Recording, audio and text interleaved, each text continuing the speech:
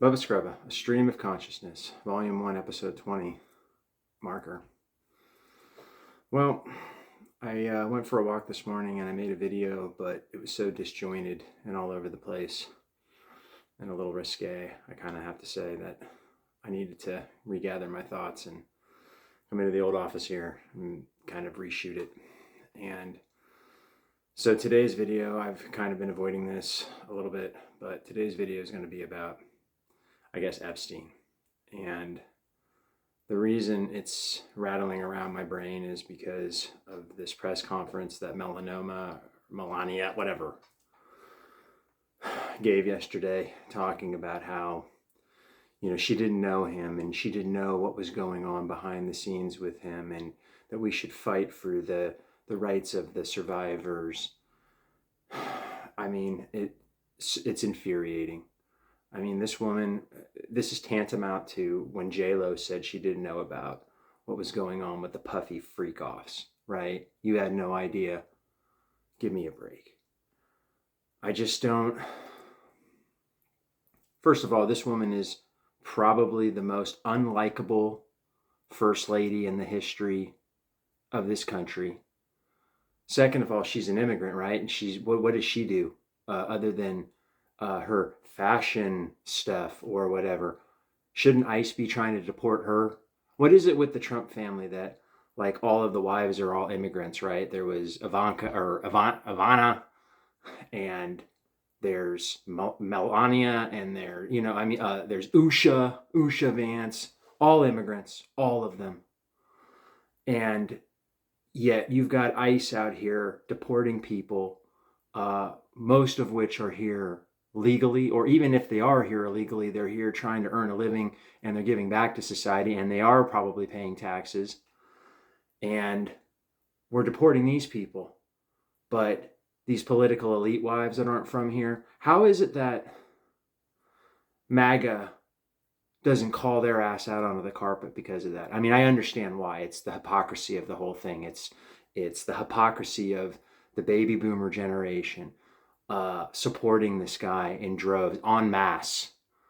This is the generation of don't trust anybody over 30. This is the generation of peace and love, man, and 3-finger bags, man, and going to Woodstock, man, and, loving thy brother and thy sister, and hugging trees, and protesting against Vietnam, protesting against civil rights injustices.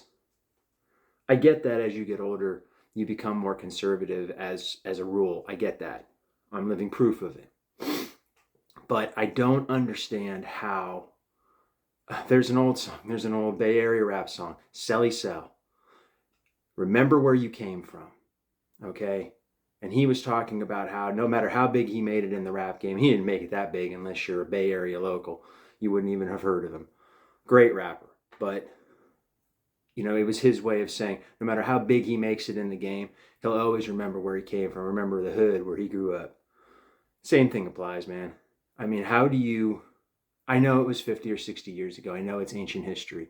But how do you betray your kind of youthful ideals this late in the game, when you have everything, when you are already financially set, when your children are adults and probably, if not financially set, on their way to being financially set, right? The only people you have to worry about, you would think, other than your own personal health and the health of your family and your friends and whatever, and maybe of, all of the musicians and movie stars from years past that you grew up on, is your grandchildren. And, this late in the game, is it because it's never enough? And I get it. I get that mindset too. It's always more, more, and more. I need more. I need more money. I need more resources. I need more whatever it is you're collecting. I get it. But I could understand if that generation was so disenfranchised and so underserved and so undercapitalized that they felt as if they had no choice but to vote for Trump because he promised them that he would look out for their best interests, which of course now is a complete and utter 100% lie. And yet there are still people, and I don't know which ones I have less respect for. Do I have less respect for the people who even today, as J.D. Vance is flying to Pakistan because Trump said, find a way out of the war now. I want it over. I want it to be done. Oh, you do now, right? Or do I have less respect for the people who are still drinking the Kool-Aid today, the ones that voted for him once, twice, and thrice? Or do I have less respect for the people that voted for this guy and then now are like, well, this isn't what I voted for and I'm changing my mind? You should have known better from jump.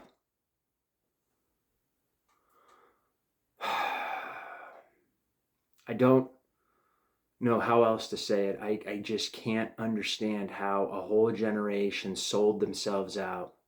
They were the ones that said, down with the man, don't trust the man. You are the man now, and you are everything that you railed against all those years ago. I hope it was worth it. I hope it was worth compromising everything that you held dear. Meanwhile, you know, the rest of us, the Gen Xers and the Millennials and the Gen Zs, are here to pick up the pieces when this guy inevitably exits stage right. And let's hope that it's swift. Let's hope it's natural. I think the best thing for this country at this point is if this guy just keels over. But be that as it may, back to the Epstein thing. You know, all these people, all of these elites, the people that were in his orbit, I don't know.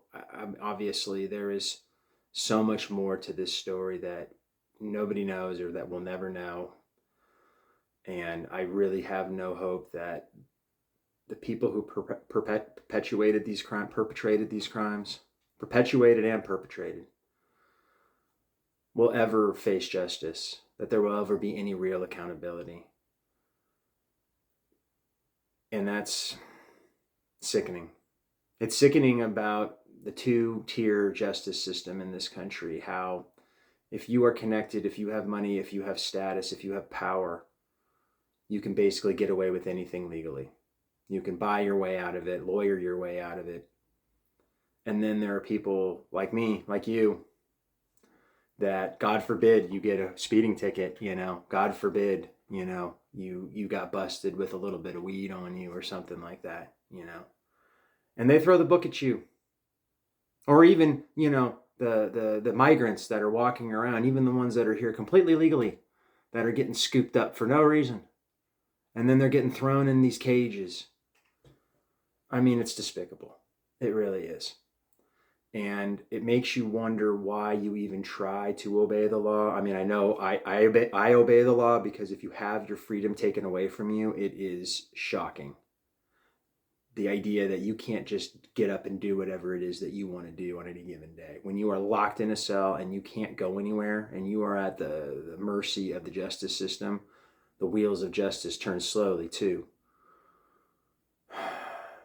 You make yourself a promise, most people do, that you'll never put yourself in that position again knowingly. But just one little transgression here or there. And you know, the thing is that most people have no idea just how fine of a line it is. You know, these hypocritical people that walk around and say, I obey the law, I would never again, you know. You have no idea. It could happen to you one day. It could be just a road rage incident. It could be anything. It could just something that spirals out of control. And then you're the one behind bars. And so that's kind of how I feel like we are in this country. We're all kind of in prison. We're imprisoned by Trump. We're imprisoned by the Epstein class. We're imprisoned by the Republican Party. We're imprisoned by the Democrat Party too, because they are completely spineless and are showing no resolve. And I don't know about Hakeem Jeffries being the next Speaker of the House. If that's what ends up happening, I'm not even treating it as a foregone conclusion that the Democrats will be able to take back control of the House. Most people are saying it's an inevitability, and I hope it is. I really do. But I don't know if I can trust that guy to be the shepherd of the next 2 years and what needs to happen in order to try to get to the bottom of some of this and find some accountability for these people that have desecrated our country. And I definitely, I mean, I think it's not going to happen for the Democrats in the Senate. But if it were Chuck Schumer, he needs to go as well. I don't know who would be the next guy or person in line for leadership. Maybe like a Cory Booker or something. But you know, it's like going to the dentist. Until you have your hands on the reins of power, nobody really knows how effective you will be. And so it's, you know, anyway, again, I kind of wish I had my thoughts more well organized. I wish that I could stay on topic about something. But, you know, this is the genius of Trump. You know, every day is a new low. Every day is a new outrage. It's you can't even process the outrage of the moment before the next one comes down the pipe.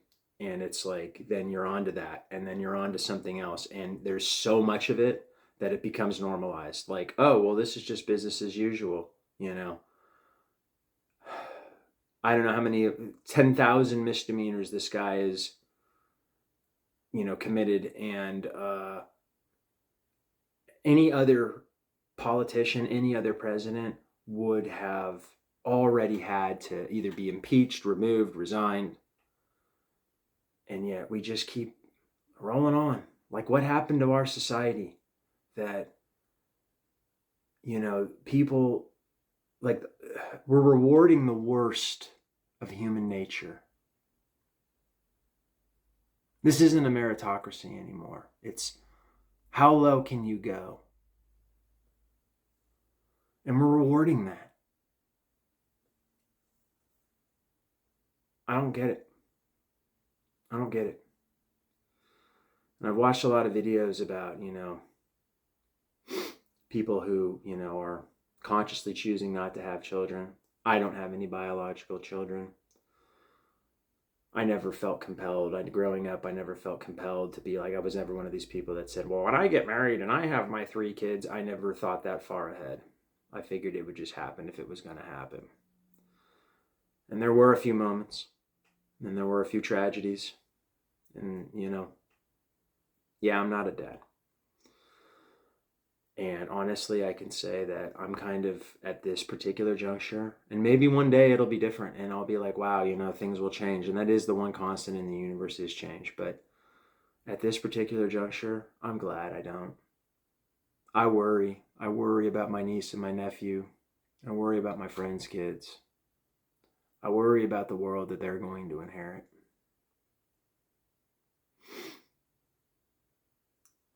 We as a society are not doing a good job of setting an example, a good example, a righteous example, a compassionate example for how we should be living our lives. And I'm no better. I'm not somebody who is sitting here saying I'm doing this and I'm so much, you know, blah, blah, blah. It's not true, but I hold no power in this world.